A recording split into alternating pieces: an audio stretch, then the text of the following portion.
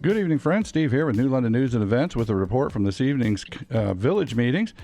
The evening started off with a zoning commission meeting. Prior to the meeting, zoning commission members made site visits of the properties at 26 East Washburn Street and 118 East Main Street. Those are the two pieces of property that had been submitted with a request to rezone from R1 single family to R3 multifamily dwelling. After the site visits, the Zoning Commission held a public hearing about the request. There were a number of members of the public there, all speaking out against the rezoning. The primary concerns expressed were the condition of existing rental properties within the village and the concern and fear that any more rental properties would be allowed to deteriorate and go into the same condition as some of the existing rental properties. Also expressed concerns about the lack of legal surveys having been completed to legally identify the property boundaries. Also expressed concerns of the lack of project deadlines and were concerned that the project didn't have a specific deadline to be completed and things could be allowed to drag out. After considerable discussion and input from the public, the Zoning Commission voted unanimously to recommend to Council to disapprove the two requests for rezoning, so that was forwarded then to the Council. And in this evening's Village Council meeting, first order of business in the Council meeting was Council's public hearing on the requested zoning changes. Members of the public expressed the same concerns to the Council that they expressed to the Zoning Commission in the Zoning Commission meeting. Kyle Davis, the architect for the project, did speak out in favor of the project, and Chad Blake, the owner of the properties, spoke out and expressed that he felt that he had addressed all the applicable concerns with utilities and had filled all the squares and request to move forward. Councilman Rader did ask for input from the public if they would find it more acceptable if the density of the units was reduced, if the properties were rezoned from R1 to R3 but with not as many new units placed on the property. But the sentiment expressed by the public pretty much was the same thing. They were not in favor of multifamily rental properties in those locations. Up next, we'll hear from the administrator's report, a report from Police Chief Hicks, and we'll take a look at the legislative action for the evening. In the village administrator's report, Sean reported that the power outage Friday night did keep crews busy at both the water and sewer treatment plants.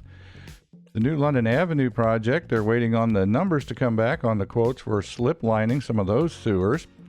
Work continues as schedule allows on the North Main to East Washburn storm sewer replacement project. And a reminder that spring cleanup continues this Wednesday. They'll be available Wednesday, May 14th from 7 a.m. to 7 p.m. at the Village Garage. The village was notified on May 9th that the funding application to pave 5 streets was approved by the Small Governments Board. The funding agreements will be sent out around the 1st of July, with funds being released about September. Streets being paved include part of Grant Street, West Hooker, Clyde Avenue, Daisy, William Street, and Cedar Street. The funding breaks down as follows. The local share of the project is $60,359. The OPCW grant covers $410,223. There's an OPCW zero interest loan for $78,138, bringing the total project cost to $548,720. The Downtown Tap Improvement Project, well, they had that public meeting on the 1st of May, and they are continuing to have monthly meetings with ODOT to keep the project moving along and make sure that we stay within budget. The village did meet with the Huron County EMA director and 2 consultants about rewriting the village's mitigation goals and strategies.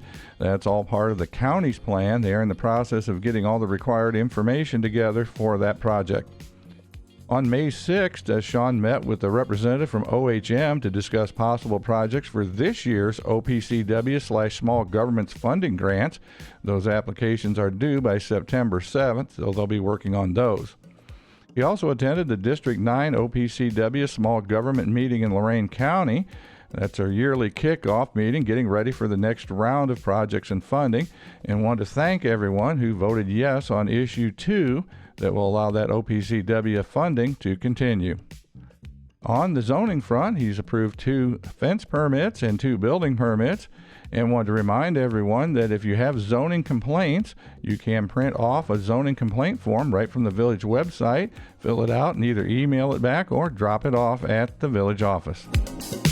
Police Chief Joe Hicks reported that the department participated in the DEA drug takeback in April and collected 45.4 pounds of prescription medications. Those were turned over to the Metrich Drug Task Force for disposal.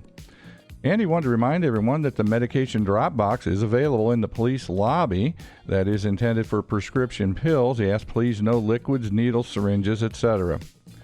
Also reported that Sergeant Ingram completed a 1-week basic SWAT course recently. He will supplement the county's multi-jurisdictional SRT team as needed. Also, part-time officer Emily Sirovac completed the 6-month field training program. He requests council remove her from probationary status, and council approved. And with the spring weather, Chief asked everyone to please use caution driving through the parks, side streets, and the campgrounds. All the kids are out and about now. And also a reminder that the golf cart inspections are available if you want to make your golf cart street legal. Those golf cart inspections are done weekdays from 7 a.m. till 3 p.m. A call ahead is appreciated. In legislative action this evening, the first couple items up were those ordinances to rezone those 2 pieces of property. First up was the ordinance for 26 East Washburn Street. Now, both of these ordinances had been tabled at the last council meeting, so council had to take action to remove them from the table back into consideration to be able to actually take action on the ordinance itself. So a motion was made to lift that ordinance for 26 East Washburn from the table back into consideration. That motion passed 4-2 with Councilman Krabs and Anderson voting against, but the motion passed. Right after that, a motion was made to follow the Zoning Commission's recommendation to deny the request. That motion passed unanimously, so that request was denied. Second was the ordinance for 118 East Main Street. Same type of thing. Had to make a motion to bring it off the table. This time that motion passed unanimously. It was immediately followed by a motion to follow the Zoning Commission's recommendation and deny it. That passed unanimously, so that request is also denied. Next up was a first reading of an ordinance that would allow FFA 4-H members in town to raise animals in town for those projects, for their projects. This one I think is going to need some work. It did pass the first reading. First reading passed, but I think we'll see some amendments come in. The first draft as written basically allows any type of animal, and it also allows them to have them for up to a year. So I know there was some discussion amongst council members, and I would anticipate that we'll see some amendments to that ordinance before it comes back up for a second reading. Next up, council passed the third reading of a resolution establishing the Huron County Emergency Management Agency as the emergency management service provider for the Village of New London. They also passed on an emergency, a then and now certificate. This is done to authorize payment of bills that have already been incurred.